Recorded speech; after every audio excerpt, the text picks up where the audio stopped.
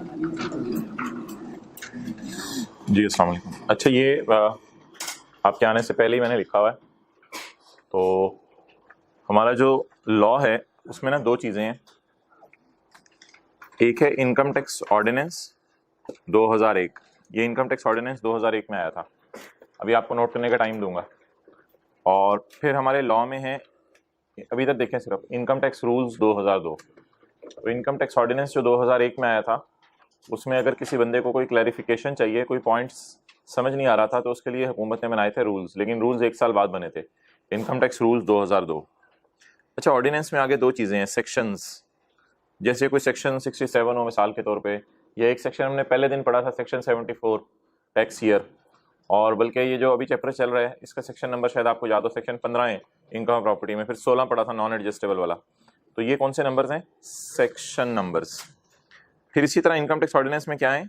Schedules. उसमें first schedule आपने पढ़ा होगा, टैक्स रेट्स इसमें दिए हुए हैं। फर्स्ट शेड्यूल अगर आपने कभी नज़र मारी हो तो डब्बे के ऊपर लिखा होता है फर्स्ट शेड्यूल। इसी तरह सेकंड शेड्यूल भी है, थर्ड शेड्यूल भी है। तो ये शेड्यूल्स हम पढ़ेंगे। बहरहाल एक्सप्लेन करने के लिए रूल्स हैं। रूल में हमने रूल 14 पढ़ा था, रेजिडेंट इंडिविजुअल। ये आने और जाने का दिन पूरा काउंट किया जाएगा।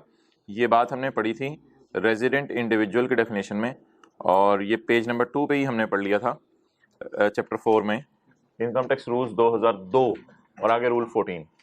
और ये जो ऊपर लिखा होता है ना, ये सेक्शन 82 है, सेक्शन 82 ये इनकम टैक्स ऑर्डिनेंस में है। तो दो चीज़ें हैं हमारे सिलेबस में, नंबर 1 इनकम टैक्स ऑर्डिनेंस 2001 में जो आया था, और दूसरी चीज़ है इनकम टैक्स रूल्स जो 2002 में आए थे। तो ऑर्डिनेंस के अंदर जो है वो ज़रा चीज़ों का जिक्र किया जाता है, फिर जो बात समझ ना आए उसे बताया जाता है इनकम टैक्स रूल्स के अंदर। ओके, किधर है गया? ओके, अच्छा, अगली बात ये कि ये जो अपोर्शनमेंट ऑफ डिडक्शंस है ये पेज 11 पे दी हुई है, ठीक है। तो इसमें सेक्शन 67 की हेडिंग क्या है? अपोर्शनमेंट ऑफ डिडक्शन या अपोर्शनमेंट ऑफ एक्सपेंडिचर। ये सेक्शन 67 है, यानी ये किसमें होगा? इनकम टैक्स ऑर्डिनेंस में। और अगले सफे पे दिया हुआ है रूल 13, तो ये कहां होगा? इनकम टैक्स रूल्स में। हेडिंग इधर भी यही है, अपोर्शनमेंट ऑफ एक्सपेंडिचर या अपोर्शनमेंट ऑफ डिडक्शन भी जिसे कह सकते हैं। तो अब कभी पेपर में अगर सवाल आए और कहे कि इनकम टैक्स ऑर्डिनेंस की रोशनी में जवाब दें, तो फिर इनकम टैक्स ऑर्डिनेंस की रोशनी में अगर हमें किसी चीज का जवाब देना पड़ेगा तो क्या लिख के आएंगे? सेक्शन 67 लिख के आएंगे या रूल 13 लिख के आएंगे? सेक्शन 67। तो एक है सेक्शन 67 जो मैंने आपको दिखाया, एक है रूल 13। तो सवाल आया पेपर में इनकम टैक्स ऑर्डिनेंस की रोशनी में लिखें तो फिर क्या लिख के आएंगे? सेक्शन 67। चलें जी, नोट कर लें जी। अब भाई ये जगह बना दें सेकंड लास्ट रो में, और भाई इस रो में भी जरा जगह बना दो मोहतरम। ये बॉक्स लीजिए।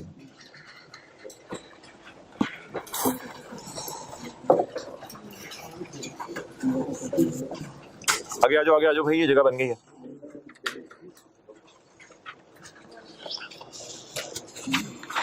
बी कोई don't take more than 30 seconds बस इसके बाद।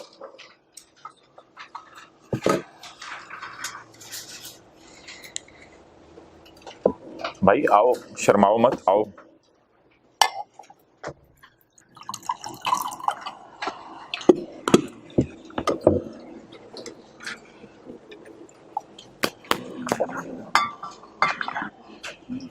ये थर्ड लास्ट रो में जगह बनवा दो। ये वो भाई को बता दो थोड़ा सा उधर हो जाए।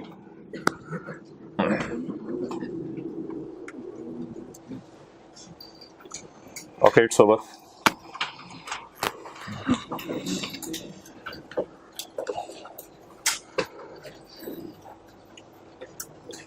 अब अगर आप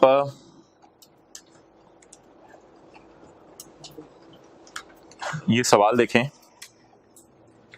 मिसाल के तौर पे ये क्वेश्चन नंबर 4 है या क्वेश्चन नंबर 3 है, तो वो कहते हैं expenditure incurred by person apportion करना पड़ेगा, तो इनकम टैक्स ऑर्डिनेंस की रोशनी में बताएं, तो क्या लिख के आएंगे? सेक्शन 67। क्वेश्चन 5 के ए में भी इसी तरह है। ओके, तो सिमिलरली एक और सवाल शायद उन्होंने नीचे किया था, उसमें भी इनकम टैक्स ऑर्डिनेंस ही लिखा हुआ है। क्वेश्चन 23 में भी इनकम टैक्स ऑर्डिनेंस की रोशनी में बताएं।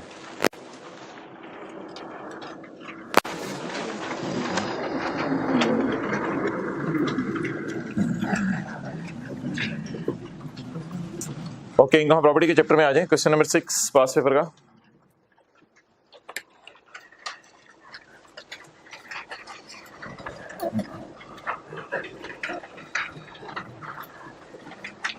अच्छा भाई, एक सवाल राइज होता है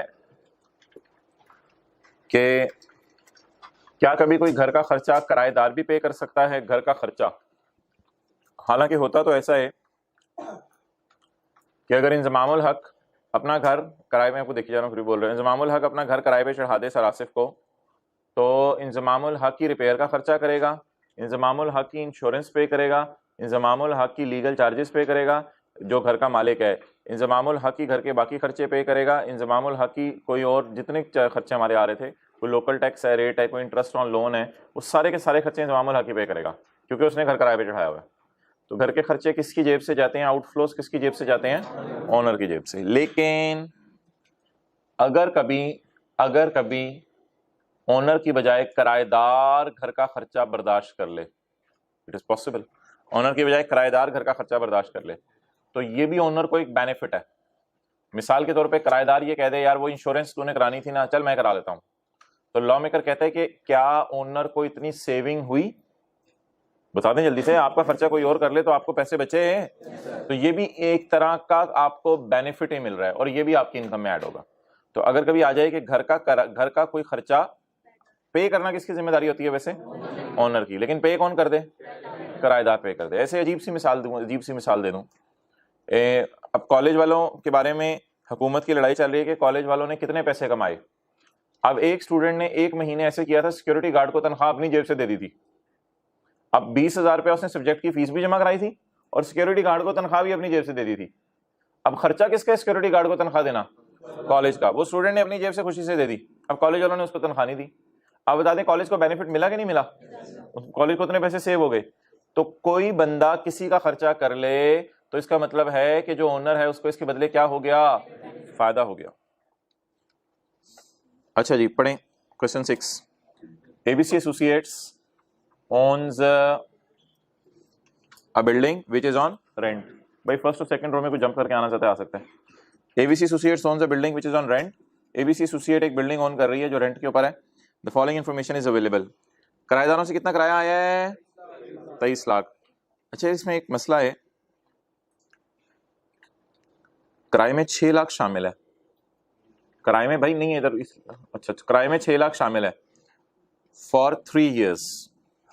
कोई मसला है 23 लाख में। 23 लाख में कितना शामिल है जी? 6 लाख। 6 लाख कितने सालों के लिए? 3 सालों के लिए। Commencing from July 1 of current year, जुलाई 1 से करंट ईयर के टोटल 3 सालों का इसमें 6 लाख शामिल है। और ABC associate accrual accounting use कर रही है। एक्रूअल अकाउंटिंग क्या होती है कि पैसे आए तो इनकम रिकॉर्ड करें या घर किराए पे दे तो इनकम रिकॉर्ड करें? पैसे आए तो इनकम रिकॉर्ड करें, कैश बेसिस होती है। पैसे, हाँ बिल्कुल, पैसे आए तो इनकम रिकॉर्ड करें, कौन सी बेसिस होती है? कैश बेसिस होती है। और घर किराए पे दे दें और इनकम रिकॉर्ड करें, पैसे आए ना आए, ये कौन सी अकाउंटिंग होती है? जैसे क्रेडिट सेल होती थी इंट्रो की क्लास में, तो चीज बेचते थे, पैसे नहीं भी आते थे तो डेटर डेबिट सेल क्रेडिट। तो एक्रूअल अकाउंटिंग क्या होती है? पैसे आने पे इनकम रिकॉर्ड करें या घर किराए पे देने पे इनकम रिकॉर्ड करें, ये एक्रूअल अकाउंटिंग फॉलो कर रहे हैं। और उसका साल जुलाई को शुरू है, यकम जुलाई 7 को, और खत्म कब हुआ है? 30 जून 2008 को। तो यकम जुलाई 7 को इसका साल शुरू हुआ है और 30 जून 2008 को इसका साल खत्म हुआ है। ओके, अब आप जरा मुझे सोच के बता दें वो ये क्या कहना चाह रहे हैं।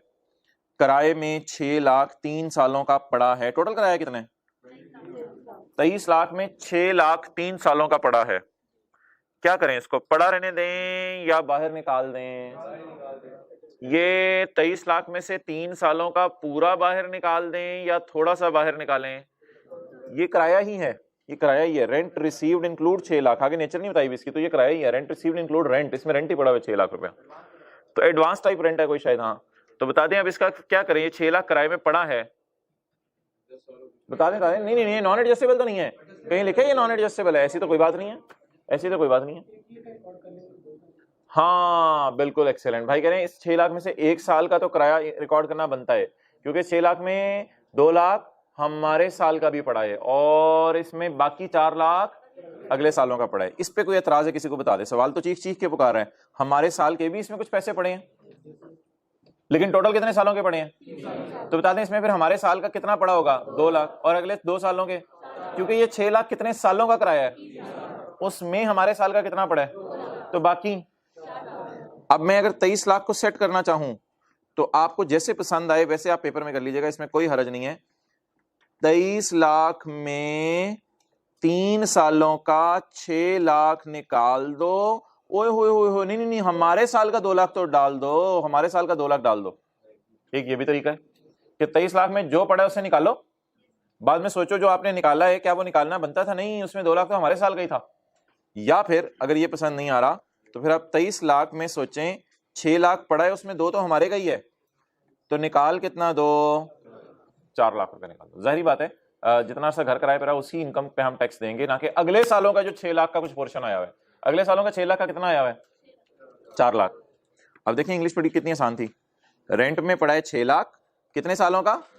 उसमें हमारे साल का भी कुछ शामिल है, तो हमारे साल का कितना शामिल होगा? 2 लाख शामिल होगा। It's up to you. चलें जी करना शुरू करते हैं। Income from property, gross rent, बोलें जी। 23 लाख माइनस, मैंने सोल्यूशन शुरू कर दिया है, क्या आ गया? 19 लाख।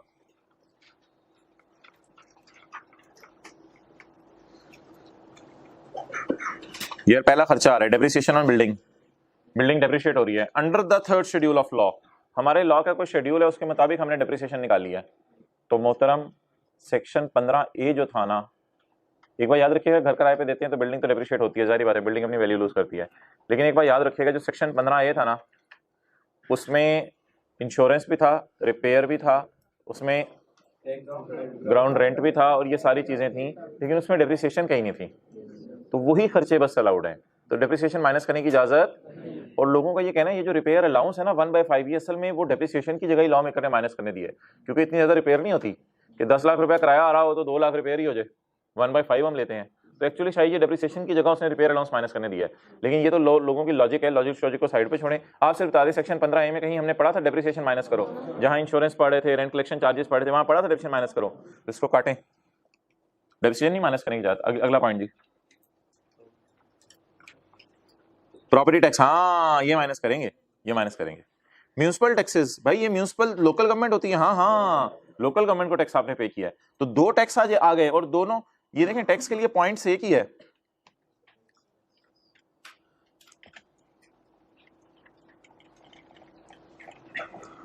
टैक्स के लिए पॉइंट एक ही है, कौन सा वाला पॉइंट है? C, local tax, local charge. Local means कि आपने फेडरल गवर्नमेंट को पे नहीं किया। क्लियर? तो प्रॉपर्टी टैक्स तो मैं आपको कई दफा बता चुका हूं, ये भी अलाउड है। ये दोनों पॉइंट सी में गिरेंगे। सी किसका? सेक्शन 15A का। ये खर्चा अलाउड है बिल्कुल, 4 लाख के साथ नॉट अलाउड, ये अलाउड, और म्यूनिसिपल लोकल गवर्नमेंट टैक्सेस भी अलाउड। एग्रीमेंट्स विद द किराएदार प्रोवाइडेड किराएदार should pay the municipal tax. Student के साथ ये मुआहदा हो गया कि सिक्योरिटी गार्ड के पैसे तुम नहीं दिया करने हैं। Agreements with the tenants provide that, बोले बोले बोले the tenant should pay the municipal tax. जरा सोचिए क्या हो रहा है अब। खर्चे कितने हैं? 2, प्रॉपर्टी टैक्स और म्यूनिसिपल टैक्स। प्रॉपर्टी टैक्स और म्यूनिसिपल टैक्स। प्रॉपर्टी टैक्स कौन पे कर रहा है? कुछ नहीं लिखा हुआ, ओनर ही पे कर रहा होगा। और ये दूसरा टैक्स किराएदार पे कर रहा है। अब जरा सोच के बताएं, अगर ये खर्चा किराएदार पे कर रहा है तो भाई बैठ जाओ ना, आराम से बैठ जाओ। अब ये खर्चा अगर किराएदार पे कर रहा है, व्हाट डज इट मीन? अगर ये किराएदार पे कर रहा है तो इसका मतलब ओनर को इतना पैसा बच रहा है ना, तो ये भी उसकी क्या होगी फिर? इनकम ऐड होगा। तो एक और भाई बेनिफिट जो मिला, बेनिफिट नाम रख दें, जो मर्जी नाम रख दें, सेविंग नाम रख दें। कितना कितना बना जी ये? लाख रुपया। कौन सा? ऊपर वाला लाख, नीचे वाला लाख? ऊपर वाला लाख, नीचे वाला लाख? नीचे वाला लाख। टोटल कितना हो गया जी? 2 मिलियन। तो करें जी, बस खत्म हुआ सवाल। लेस ठहर जो थे लेस सबर को छुरी चले छा लो यार, बकरा आ गया जिबाई करने, ये ध्यान दो। कुछ हमारे जानने वाले बकरा लेके आए तो वो ईद से एक दिन पहले ही बारबेक्यू चल रहा था, किसी ने पूछा, उसने कहा यार 20-25 दाने लाए थे, हमने सोचा एक दाना जरा टेस्ट कर लें। ठीक है, सारी बात है, कुर्बानी की नीयत तो नहीं की होगी, लेकिन अच्छी बात है। अच्छा 4 लाख, अच्छा मेरा दिन बकरे की तरफ था, मैं शायद कोई इसकी बात नहीं। अच्छा जी, तो 20 लाख जरा 1/5 इज 4 लाख रिपेयर अलाउंस। अच्छा डेप्रिसिएशन माइनस करनी है, अब बताएं। प्रॉपर्टी टैक्स कर दूं माइनस, कितना? और मेरे भाई प्लीज ये भी माइनस होगा, ये खर्चा वो बर्दाश्त करे, डजंट मीन कि ये खर्चा नहीं है। अब आपको लॉ में करने इधर इनकम में ऐड किया तो खर्चा अलाउ होगा। प्लीज प्लीज ये मत सोचिएगा कि राइज अपना प्रॉफिट एंड लॉस बनाते हुए सिक्योरिटी गार्ड की तनख्वाह आप खर्चे में नहीं डालेगा। ये खर्चा आपका है, किसी और ने पे कर दिया है, लेकिन इनकम कमाने के लिए ये किया, तो ये मत सोचिएगा इस तरह, तो उसको ना बड़ा उल्टा नुकसान हो जाएगा अगर आपने इधर ऐड कर दिया और नीचे लेस ना किया। क्यों? अगर आपने खाली ऊपर ऐड कर दिया तो ना लेस करने दिया लॉ में करने खर्चे को, ऊपर ऐड भी कर दिया, ये तो उसको डबल नुकसान हो जाएगा बेचारे को।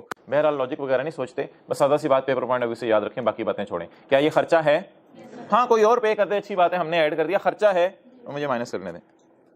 No more arguments and no more questions on this point, मैंने वजह बता दी है। तो पेपर पॉइंट ऑफ व्यू से बात याद रखें जी। क्या बात याद रखनी है? अगर हमारा खर्चा कोई और पे कर दे तो खर्चा है, खर्चा है, बस खर्चा है, लेकिन एक छोटा सा नया काम क्या करना है? हाँ, तो यहां पे मैंने न्यू लिख दिया, लेकिन प्लीज ओल्ड काम ना भूल जाइएगा, ये पहले भी करते थे, ये न्यू काम किया आज हमने, आज तक पहले कभी नहीं किया था। हाँ, ये भी 4 लाख नया काम है, लेकिन ये तो थोड़ा सा लॉजिकल सी चीज थी। जाहिर बात है, आप कॉलेज वालों को अगले साल की फीस दे दें, यार सीए फाइनल की फीस अभी पकड़ लो, मेरे पास थोड़ा पैसे आ गए, फीस अभी पकड़ लो, तो कॉलेज वाले इनकम में नहीं डालेंगे जब तक सर्विस ना दें आपको। चलें जी, और कितना?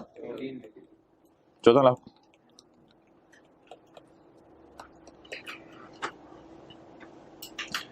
प्लीज प्लीज प्लीज खर्चा रिकॉर्ड करना नहीं भूलना दोबारा।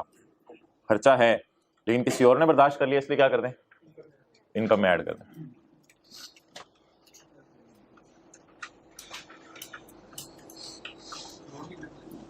हो गया जी, अब तो पीएचडी करनी हो गया, बस ये 2-3 लाइन सवाल में खत्म कर। अच्छा जी, अब टैक्स भी निकालना है? नहीं नहीं, कंप्यूटर इनकम और प्रॉपर्टी। अच्छा यार, ये ना क्वेश्चन 7 अब आपका होमवर्क होगा। ये तो सुहेल वाला सवाल कल कर लिया, और बाकी वाला ये तो कल मैंने एक सफे पे अलग से बना के दिया था आपको, ऐसा ही है ना? हाँ, लेकिन ये आपका इम्तिहान है। अब देखते हैं, ये मैंने थोड़ा सा डिफरेंट सवाल करके दिया था, यहाँ थोड़ा डिफरेंट तरीके से लिखा हुआ है, वो 1-2 लाइनें आपको इसमें नहीं मिलेंगी। तो ये कौन सा वर्क है? होमवर्क। वर्क कहते हैं, वर्क कहते हैं, वर्क। ओके, आ जाए जितने दिन सेक्शन 66 पे थे ना हम, सेक्शन 66। अच्छा जी, यहाँ एग्जाम्पल 2A में लिखवाना भूल गया था, एग्जाम्पल 2A की थी ना इसकी, तो यहाँ पे लफ्ज डाल लें एग्जाम्पल 2A नोट में ना, NOT में, नोट में। अच्छा मुझे बताएं, अगर तो शेयर डेफिनेट एंड असर्टेनेबल हैं तो तोड़ के 2 हिस्से किए जाएंगे इनकम के, तोड़ के 2 हिस्से किए जाएंगे, और फिर उनकी अलग अलग उनके हाथों में टैक्स लगेगा। जैसे कि पता नहीं क्या नाम था, तलहा और कासिम वाला सवाल किया था। और अगर उनके शेयर्स डेफिनेट एंड सस्टेनेबल नहीं है तो ऐसी सूरत में कुछ भी नहीं करने की जरूरत, आपको वो AOP समझी जाएगी। क्लियर? अच्छा, ये जो एग्जाम नोट भी छोड़े अभी, क्योंकि ये चैप्टर 12 की को बात है, ये सबसेक्शन 2 है, ये रह गया था। ये एक बार याद रखिएगा, शेयर डेफिनेट एंड सस्टेनेबल है या शेयर डेफिनेट नहीं है, ये बातें प्रॉपर्टी के चैप्टर के लिए हैं। बिजनेस के चैप्टर के लिए सीधा सीधा रूल है, ये AOPs है। क्या मतलब? 2-3 लोग मिलके दुकान खरीदें, बोतलें बिस्किट रखें, बेचना शुरू कर दें, उन पे नहीं लगेगा कि वो AOP नहीं है, बल्कि वो तो हमेशा ही क्या समझी जाएंगी, ये चीज, ये जो रिलैक्सेशन है, ये लॉ मेकर ने किस लिए दी? ये रिलैक्सेशन सिर्फ प्रॉपर्टी के केस में दी आपको, कि 2 लोग मिलके क्या कमा रहे हैं, घर किराए पे दे रहे हैं, तो जो किराया आ रहा है, रिलैक्स करो, तोड़ के 2 हिस्से करो, अलग अलग टेबल लगा लो, इसमें रेट कम हो जाता है अक्सर। लेकिन अगर 2 बंदे मिलके बिजनेस कर रहे हैं और बोतलें बिस्किट बेच रहे हैं, तो क्या उनकी इनकम के तोड़ के 2 हिस्से करेंगे या उनको AOP ही समझा जाएगा? भाई बहरहाल ये चैप्टर 12 के अंदर पढ़नी है बातें, अभी छोड़ें, लेकिन ये कोशिश करें, पॉइंट 2 समझ आ रहे हैं। This section shall not apply, ये सेक्शन नहीं लगा करेगा in computing income under the head income from business के चैप्टर में ये सेक्शन ना लगाना, तो फिर किस चैप्टर में लगाना? प्रॉपर्टी के चैप्टर में। ठीक है, तो यहां पे स्टार डाल के, पॉइंट 2 पे स्टार डाल के, अगर आप यहां लिखना चाहें सफे के टॉप पे, अगर 2 लोग इकट्ठे होके दुकान खोल लें, दुकान, घर किराए पे नहीं दे रहा मैं बोल रहा हूं, अगर दो लोग इकट्ठे होके दुकान खोल लें, दुकान खोलने के बाद ब्रैकेट में लिखेंगे इनकम फ्रॉम बिजनेस, अगर दो लोग इकट्ठे होकर दुकान खोल लें तो उनको एओपी समझा जाएगा, फिर तोड़ो तोड़ो नहीं होगा। अगर दो लोग मिलकर दुकान खोल लें, किराए पे नहीं देंगे, दुकान खोलेंगे,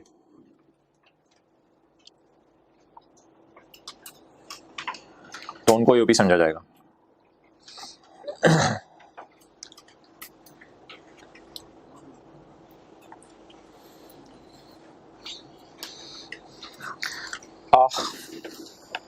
ये चैप्टर भी साथ साथ याद करने का सोचा था।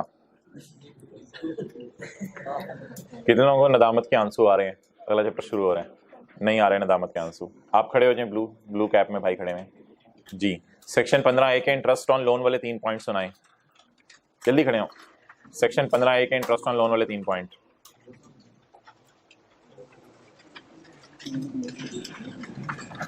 नेक्स्ट भाई खड़े हो जाए, आपने भी कहा था मुझे नदामत के आंसू नहीं आ रहे। बैड डेट माइनस करने की 3 शराइत।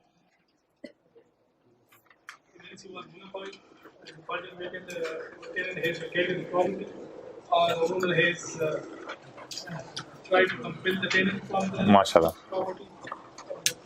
Try to compel to vacate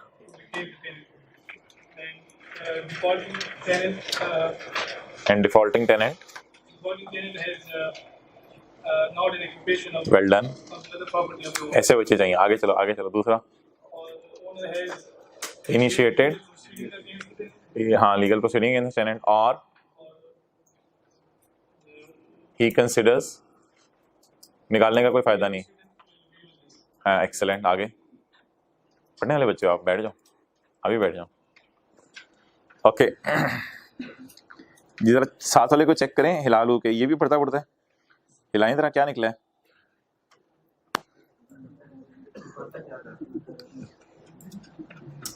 अच्छा, कितने लोग ये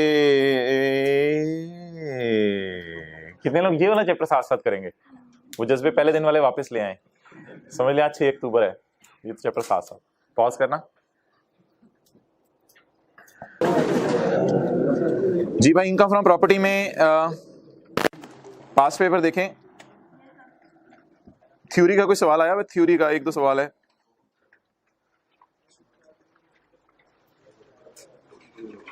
question 3, discuss the provision income tax ordinance regarding, ये तो पूरा सेक्शन 16 लिख के आएंगे।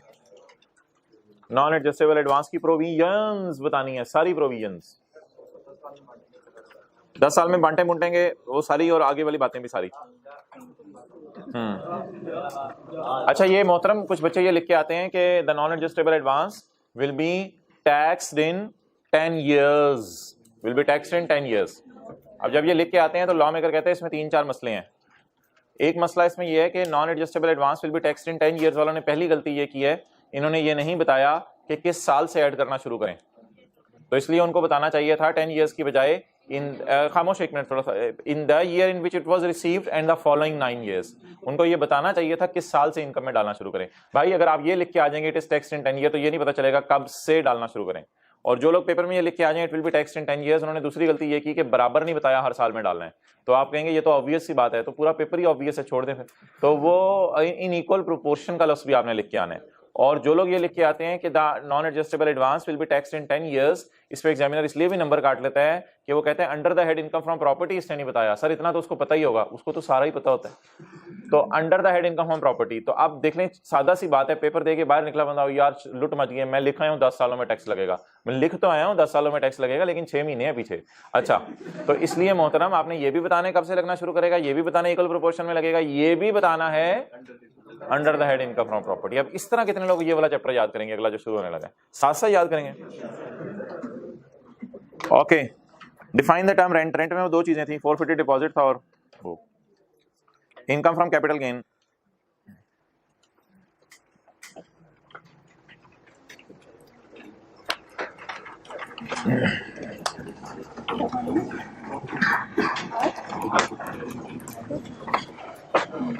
अच्छा मोहतरम, ये घर है एक साहब का और ये दुकान है, और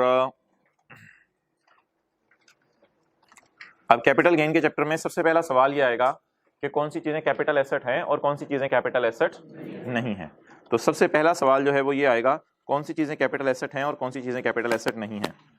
ओके, ये जो दुकान है,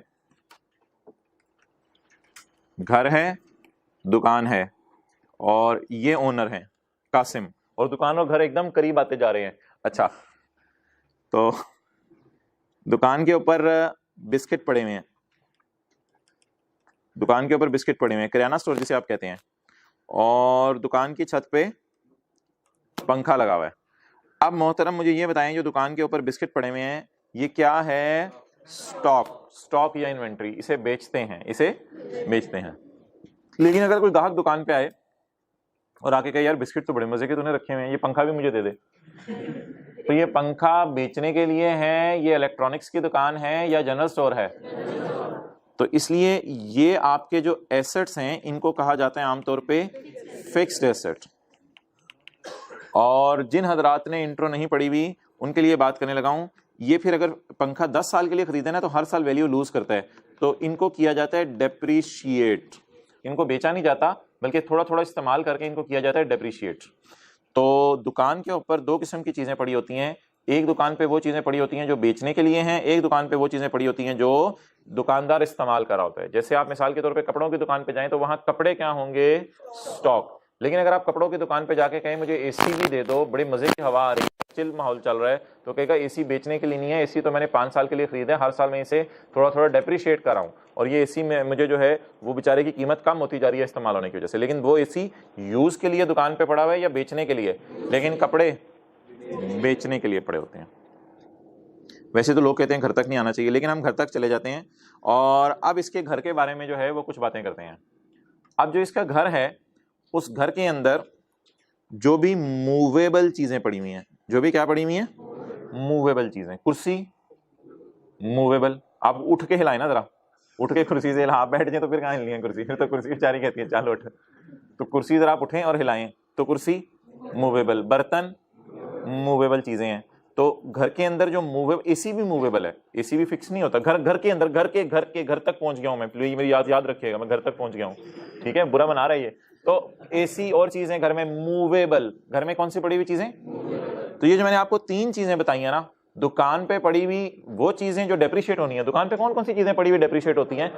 पंखा है दुकान में, जो काउंटर है जिसपे वो बैठा हुआ है पैसे कलेक्ट कर रहा है, दुकान पे जो कुर्सी है, दुकान के ऊपर जो है कोई एसी लगा हुआ है, वो सारी चीजें बेचने के लिए नहीं है, क्योंकि हम मिसाल में ले रहे हैं कि ये शहजादे का हमारे का जनरल स्टोर है, तो इसलिए ये सारी की सारी चीजें इसने बेचने के लिए रखी हुई हैं, या ये वाली चीजें बेचने के लिए रखी हुई हैं और ये वाली चीजें इस्तेमाल के लिए। लेकिन जब हम किसके घर तक चले गए तो वहां पे सिर्फ कौन सी चीजें हमने पकड़ी?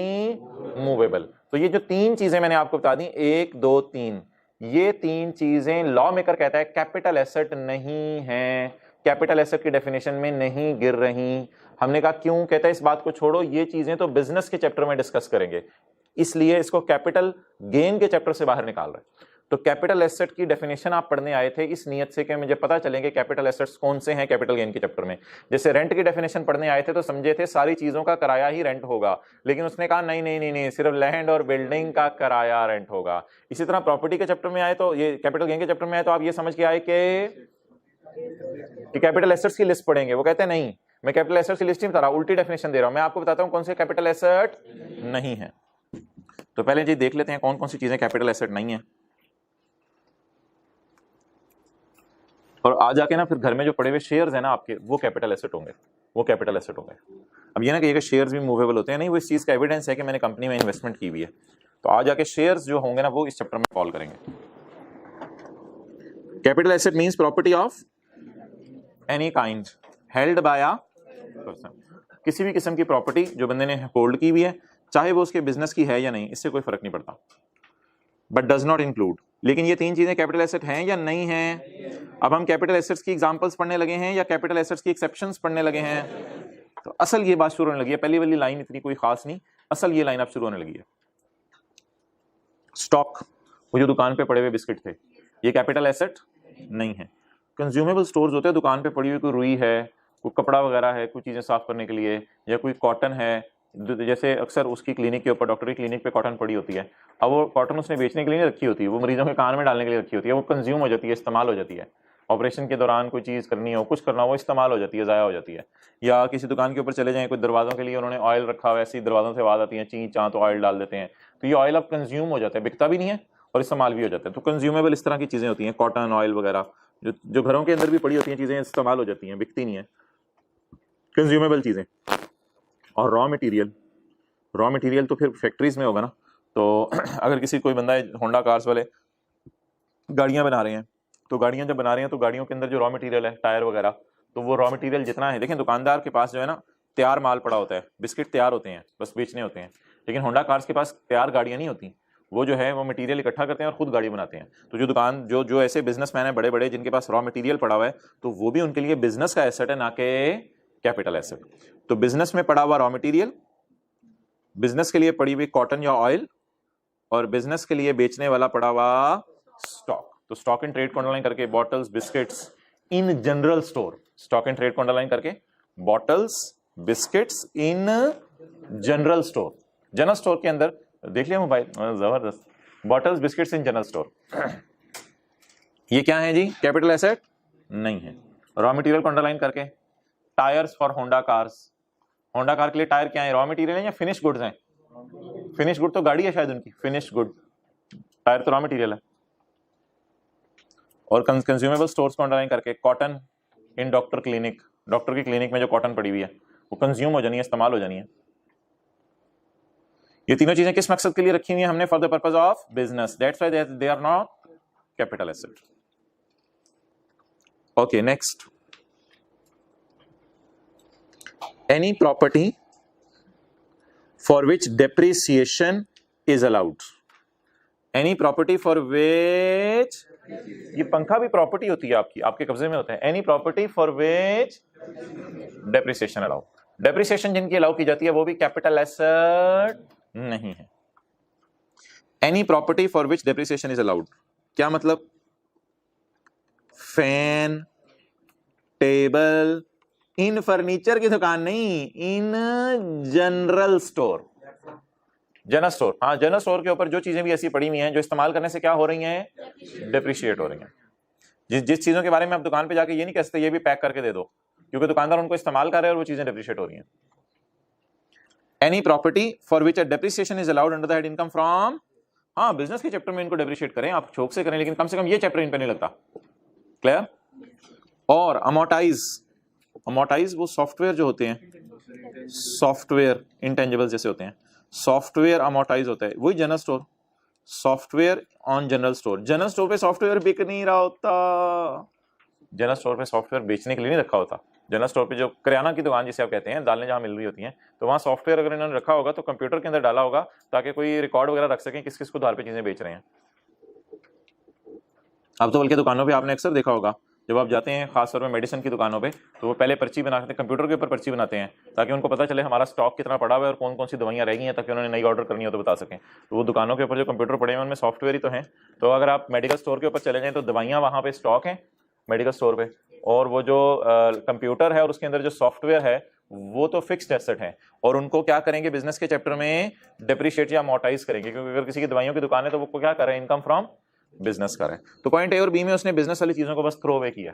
बिजनेस वाली चीजें कौन सी हैं? दो किस्म की हैं, नंबर 1 एक बेचने के लिए और नंबर 2 एक इस्तेमाल के लिए। तो पॉइंट नंबर ए के अंदर उसने बिस्किट वगैरह फारिग कर दिए और पॉइंट बी के अंदर उसने पंखे वगैरह फारिग कर दिए, क्योंकि इनको किस चैप्टर में डील करेंगे? बिजनेस। और एनी मूवेबल प्रॉपर्टी, और घर में जब आ गया तो घर में मूवेबल चीजें, घर में any movable property held for personal use, held for, बर्तन पर्सनल यूज में आते हैं, ये एसी पर्सनल यूज में आते हैं, घर में पड़ी हुई मूवेबल चीजें पर्सनल यूज में आती हैं, जाती इस्तेमाल में आती हैं। Any movable assets held for personal use by the person, यानी कि आप समझ लें वालिद साहब, बाय द वालिद साहब और बीवी बच्चे, और बीवी बच्चे, तो चाहे आपके इस्तेमाल में हो वो चीजें, चाहे आपके घर वालों के इस्तेमाल में हो, ये सारी की सारी कैपिटल एसेट नहीं है। तो बता दें जी कितनी चीजें डज नॉट इंक्लूड है?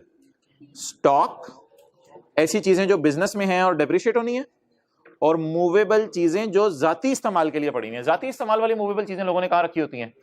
घर में रखी होती हैं। ये सारी चीजें कैपिटल एसेट नहीं है। आज आप घर में जाएंगे और घर में जाके आज जो है वो आप बर्तनों को अपनी जगह से हिलाएंगे बार बार, अम्मी बेटा क्या हो गया? अम्मी मैं चेक कर रहा हूं मूवेबल है, हाँ बेटा मूवेबल है। अम्मी फिर ये कैपिटल एसेट नहीं है, फिर आप जाएंगे, फिर आप जाके क्लॉक को हिलाएंगे, अम्मी ये भी हिल रहा है, तो बेटा ये, अम्मी ये भी मूवेबल है, तो बेटा फिर, तो अम्मी ये भी कैपिटल एसेट नहीं है।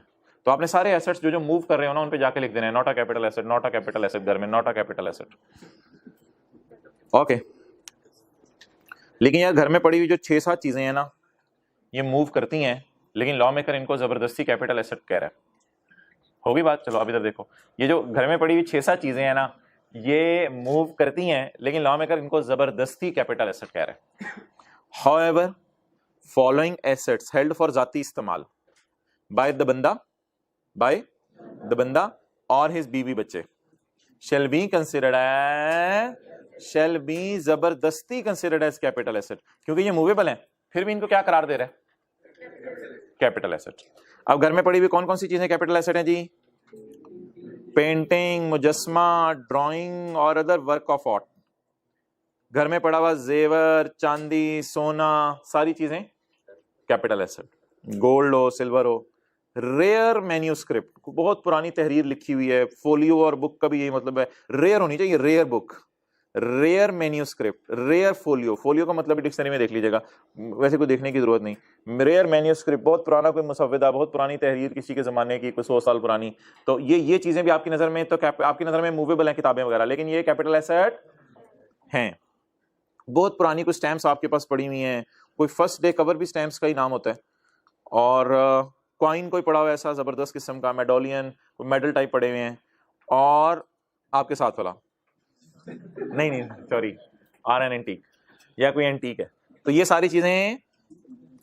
अच्छा, वी आर वेरी लकी, मैं आपको मजे की बात हूँ, व्हाट्सएप ग्रुप में तो वैसे ही इजाजत नहीं होगी इन सारी चीजों में से किसी का मतलब पूछने की, आप लोगों को भी सारी चीजों में से किसी का मतलब पूछने की इजाजत नहीं है, बस इनके नाम याद करना हमारे सिलेबस में है। तो मैंने आपको आधा मिनट दे रहा हूँ, इनके नाम याद करके साथ वाले को सुना दें, जल्दी कर लें, बस इनके नाम याद करने हैं।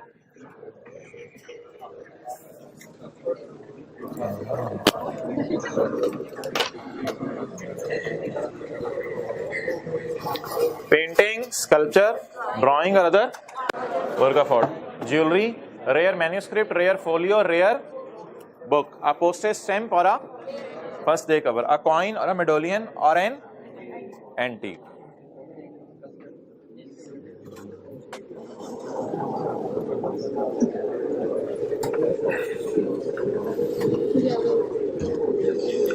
ओके, कितनी चीजें बाहर निकल गई कैपिटल एसेट डेफिनेशन में? भाई मैं अगेन आपको बता रहा हूँ, ये आने वाले चैप्टर बिजनेस सैलरी इन्होंने टाइम नहीं देना आपको रिवीजन का, ये साथ साथ ही आप करते हैं, ये चैप्टर चल रहे हैं, और साथ साथ एक सफा नहीं करेंगे, आने वाले दिनों में मसले नहीं मसाइल पड़ जाएंगे। ओके, दुकान में पड़ा हुआ स्टॉक कैपिटल एसेट नहीं है, दुकान में पड़ी हुई वो चीजें जो इस्तेमाल करनी है कैपिटल एसेट नहीं है, और घर में पड़ी हुई मूवेबल चीजें कैपिटल एसेट नहीं है, लेकिन घर में पड़ी हुई 6-7 चीजें ऐसी हैं जो जबरदस्ती कैपिटल एसेट हैं। अच्छा, अब एक जहनों में सवाल आ रहा होगा कि अच्छा घर में पड़ी हुई मूवेबल चीजों में से कुछ मूवेबल कैपिटल एसेट नहीं है, बल्कि ज्यादा मूवेबल कैपिटल एसेट नहीं है, और जो चंद गिनी चुनी 6-7 चीजें हैं वो कैपिटल एसेट हैं। तो घर की इमूवेबल चीजें का क्या करना है, जैसे लैंड, बिल्डिंग, उसके लिए थोड़ा सब्र कर जाएं, वो इंशाल्लाह आगे तफसील आ रही है। तो अगर ये जहन में सवाल आ रहा हो तो ये भी आपको पूछने की जरूरत नहीं है कि घर की लैंड बिल्डिंग का क्या करना है, क्योंकि घर की लैंड बिल्डिंग तो इमूवेबल है। तो अगला सफा आ रहा है इंशाल्लाह, उसकी बात करेंगे। लैंड नहीं मूव हो सकती, 2-4 बंदे भी ले आए, मुश्किल है मूव करना। बिल्डिंग आजकल तो बिल्डिंग भी नहीं मूव होती, पता नहीं अगले जमाने का नहीं पता। ओके,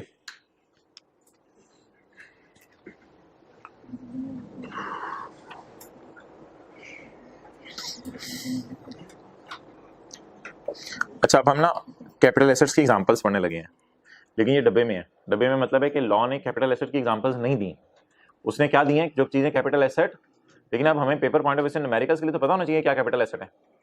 तो कैपिटल एसेट्स होते हैं शेयर्स ऑफ अ कंपनी, ये मैं इंशाल्लाह बुक अपलोड करते हुए ना ये गलती सही कर दूंगा।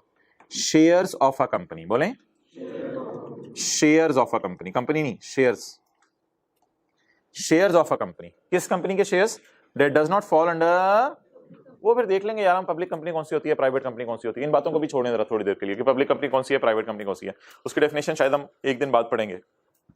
बोलें जी कैपिटल एसेट में पहली चीज क्या है? अब ध्यान में ये ना है कि शेयर मूवेबल है, नहीं, उसने लिखा हुआ था उसने लिखा हुआ था ऊपर के पर्सनल यूज में आते हैं, शेयर पर्सनल यूज में नहीं आते आपके, वो आपने साइड पे ही रखे होते हैं, बर्तन, गाड़ी, घर के अंदर, ये सारी चीजें पर्सनल जाती इस्तेमाल में आती हैं आपके। शेयर तो वैसे ही खरीद के साइड पर रखे होते हैं, इसलिए शेयर्स हमेशा क्या समझे जाएंगे, कैपिटल एसेट समझे जाएंगे।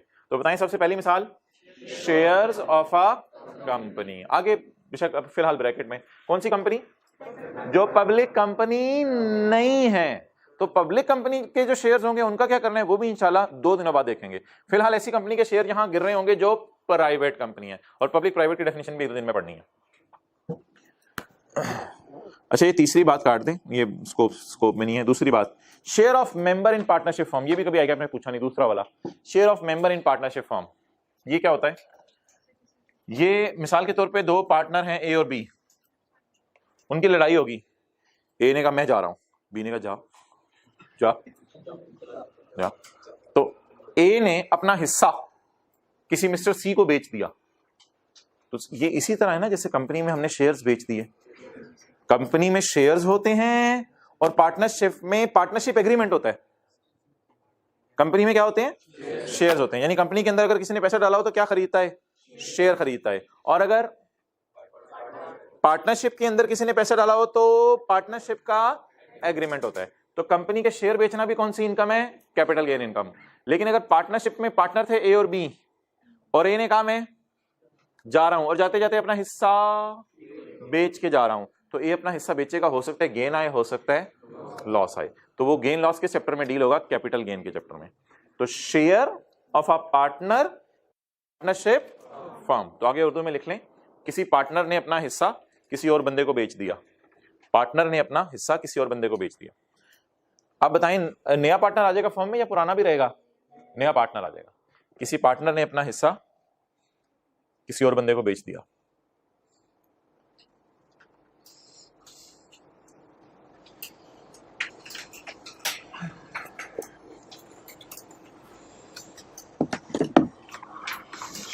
ओके, इसको हमने ना अपने समझने के लिए जबरदस्ती नाम दे दिया कैटेगरी 1।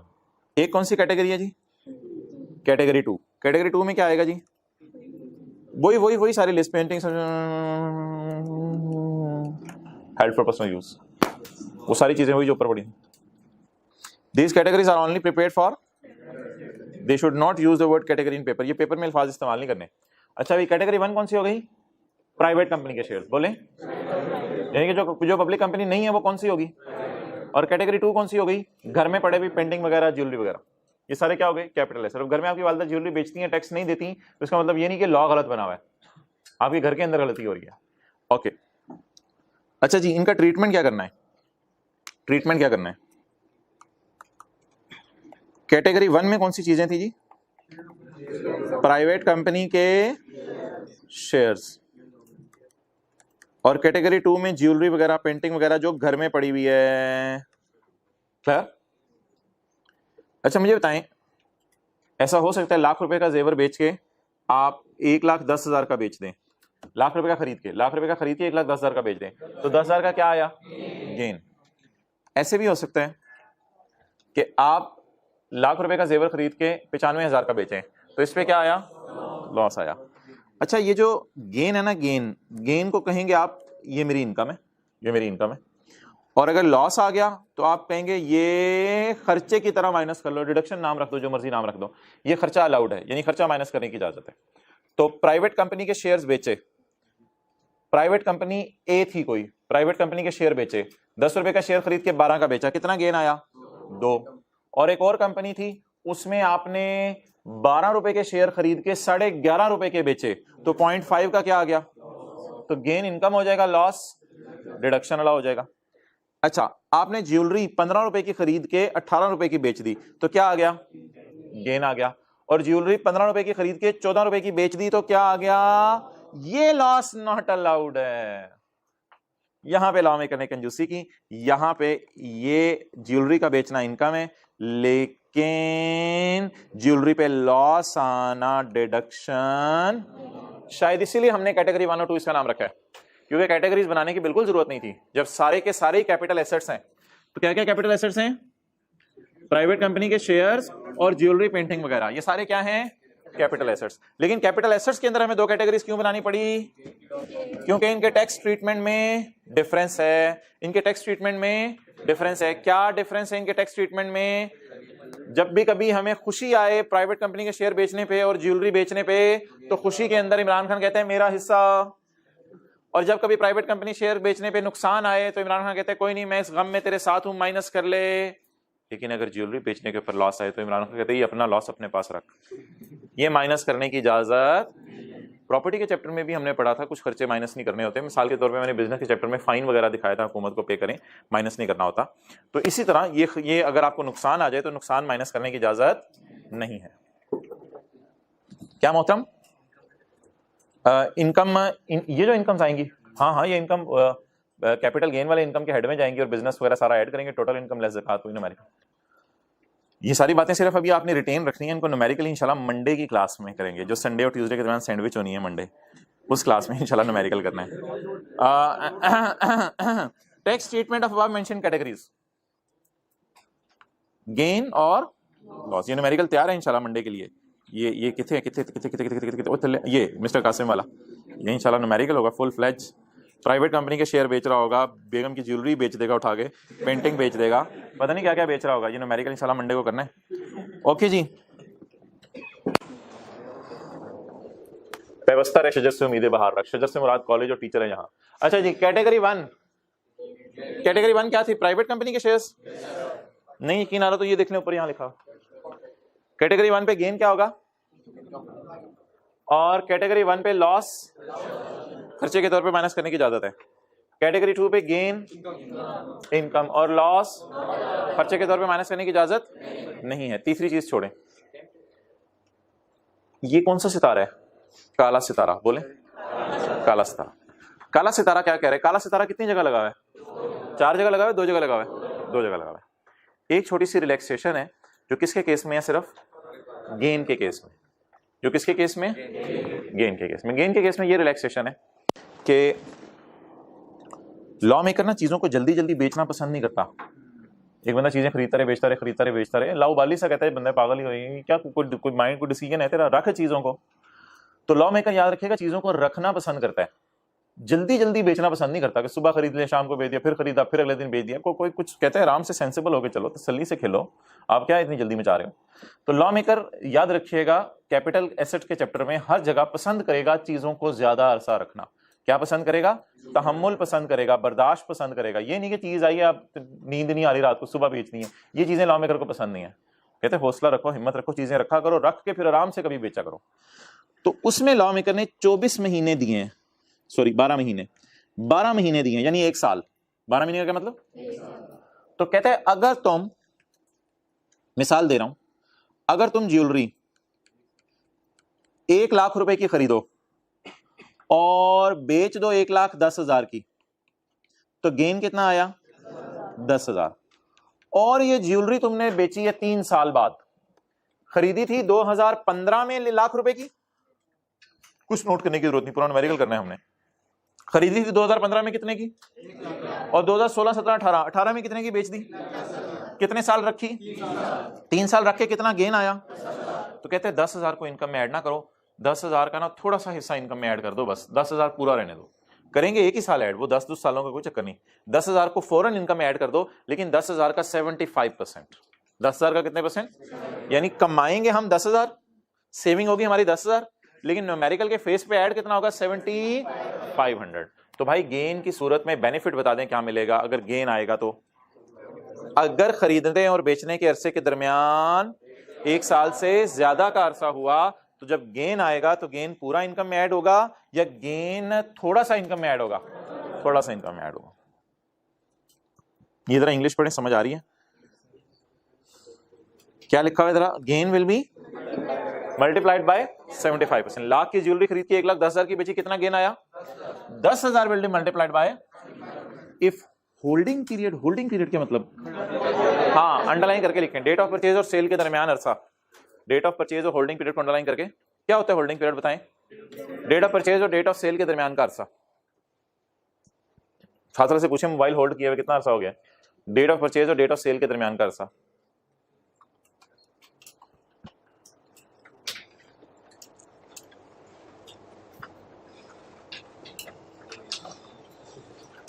भाई मोबाइल आप बेचते हैं, मोबाइल के बेचने पे अगर प्रॉफिट आ जाता है तो आपका कारोबार नहीं है मोबाइल बेचना। तो मोबाइल के बेचने पे प्रॉफिट आता है, आप इसलिए टैक्स नहीं देते क्योंकि मोबाइल मूवेबल है। मोबाइल क्या है, और इस लिस्ट में कहीं है नहीं, इस लिस्ट में कहीं है नहीं। तो मोबाइल पेंटिंग है, तो मोबाइल इस लिस्ट में कहीं नहीं है।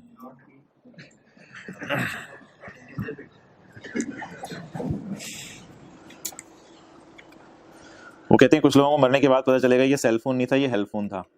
ये बहरहाल इस्तेमाल पे डिपेंड करता है, समझ आ गई होगी आप लोगों को बात। अक्लमंद के लिए इशारा काफी होता है, जिसने तौबा करनी है उधर बैठे बैठे भी कर सकता है कि इसे सेल फोन ही बनाऊंगा बस। ओके, एग्जेम्प्ट एसेट्स, अगला कौन सा एसेट है जी? Exempt asset.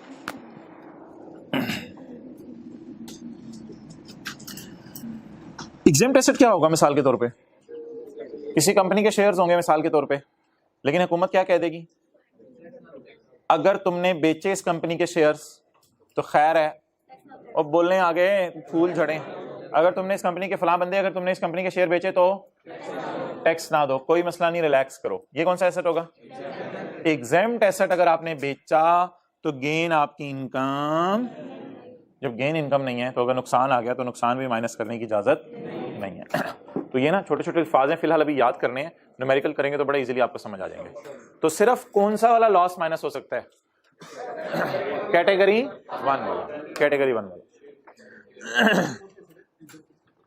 एग्जेम्प्ट एसेट्स कौन से एसेट्स हैं वो इंशाल्लाह पढ़ेंगे यार। Point 1, a gain arising on disposal of, यार वैसे हद हो गई है, अखीर नहीं हो गई, मुझे तो दुख हो रहा है। सेक्शन 66 में सिर्फ 5 लाइनें कल आपको याद करने के लिए मिली, और आज भी आपको सिर्फ 4-5 लाइनें ये हैं और 2-3 लाइनें ये हैं। सोच है ना? अच्छा पीछे रिवाइज कर रहे हैं साथ साथ, यार अखीर हो गई है। न्यूमेरिकल भी करने होते हैं प्रॉपर्टी के। तलहा कासिम वाला कल घर जाके दोबारा भी किया था हाथ से। नहीं, न्यूमेरिकल अगर आप छोटे छोटे नहीं करेंगे ना तो सारे हेड्स के जब मिक्स होकर न्यूमेरिकल आता है पेपर में तो वो फिर आपसे हैंडल नहीं होगा। ये न्यूमेरिकल तलहा कासिम जितने भी हैं साथ साथ करते रहें।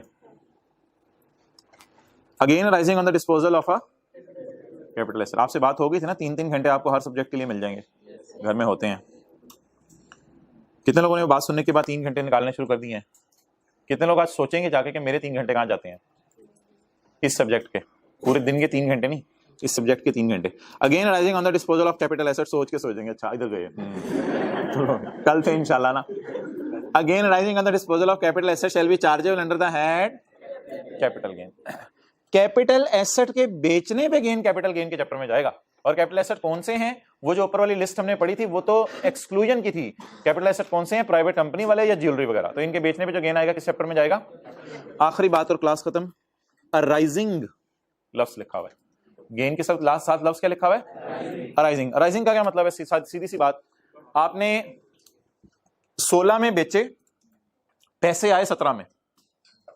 आपने ज्वेलरी बेची 30 जून 16 को, ज्वेलरी बेची 30 जून 16 को, अगले बंदे ने कहा यार पैसे ना 2 जुलाई को ले जाना, तो गेन अराइज कब हुआ? 16 में या अगले साल 17 में? Arise arise arise arise.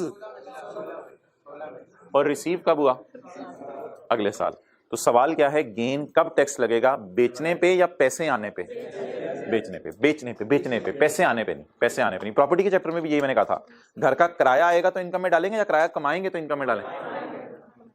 मिसाल के तौर पे again is taxable in the year in which it is earned, arise या earned, and not the year in which it is.